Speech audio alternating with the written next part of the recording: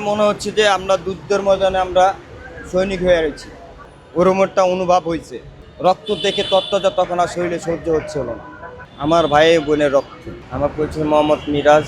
আমি সাধারণত আপনার রিক্সা চালাই, রিক্সা চালাই, আমার পরিবারটা চালাই। সেদিন ভয়াবহ দুর্ঘটনা আমারই সামনে পাশ দিয়ে পড়ে গেল। যেগুলি আমার লাগার কথা ছিল সেগুলি আমার পিছ দিয়ে পড়ে গেছে। আপনার 18 জনে দেখছি আপনার পুলিশে অত্যন্ত গুলি ছুটছে, আমার সেখানে কাউকে বাঁচতেছে না, যাকে পাচ্ছে তাকেই মারছে। আমি ওই দিন গলাগুলি মাঝখানে পড়ে ছড়ে গেছিলাম। ফের আবার আল্লাহর মতে আপনাকে দোয়ায় মাহবুবের দোয়া আমি বেঁচে গেছি।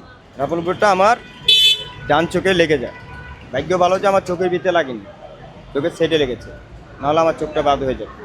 আমার একটা পরিবারের চিন্তা করিনি, আমি চিন্তা করেছি আমার হাজার হাজার লাখো কোটি মা ভাই বোন পড়ছে, তার আমার একটি জীবন দিয়ে কী হবে, তাদের সাথে আমি একটা সামিলতা হয়েছি।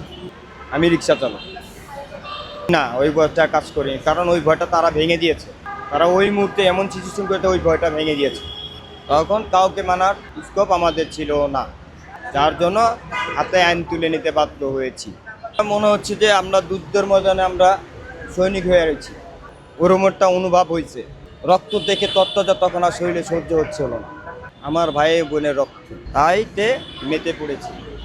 যখন দেখলাম আমার সামনে একটি মেয়ে ছিল, তখন আমি তার পিছে আমি রিক্সা নিয়ে দাঁড়িয়ে আছি। সামনে দিয়ে দেখলাম মেয়েটা পড়ে গেল, ধাপ করে মারা গেল। এরপর পরে দেখলাম আমার পিছের থেকে আরও একটি ছেলে পড়ে গেল। দ্বিতীয় গুলিটা আমার কানের বাতাস দিয়ে চলে গেল, আর একটা ছেলে পড়ে গেছে। এর ভিতরে বড় রাবার বুলেট ছড়েছিল, সেটা আমার ডান চোখে লেগেছিল। ওইখানে আপনার যখন আমি বাস্তবে চোখে দেখি তখন 8-10 জন তারা শুয়ে আছে, যা হচ্ছে সব সাইড করে গুম করে দিচ্ছে। যে কাজগুলো করেছে, যে নেতৃত্ব দিয়েছে, তাদের বিচার আমরা এখানে দেখতে চাই বাংলার মাটিতে। না না, কিছু পেইনি। আমি শুনেছি যে সরকারের তরফ থেকে যারা জুলাই আন্দোলনে আহত হয়েছে তা সরকার থেকেই বাড়ি ঘর বা টাকা পয়সা দিয়ে হেল্প করছে।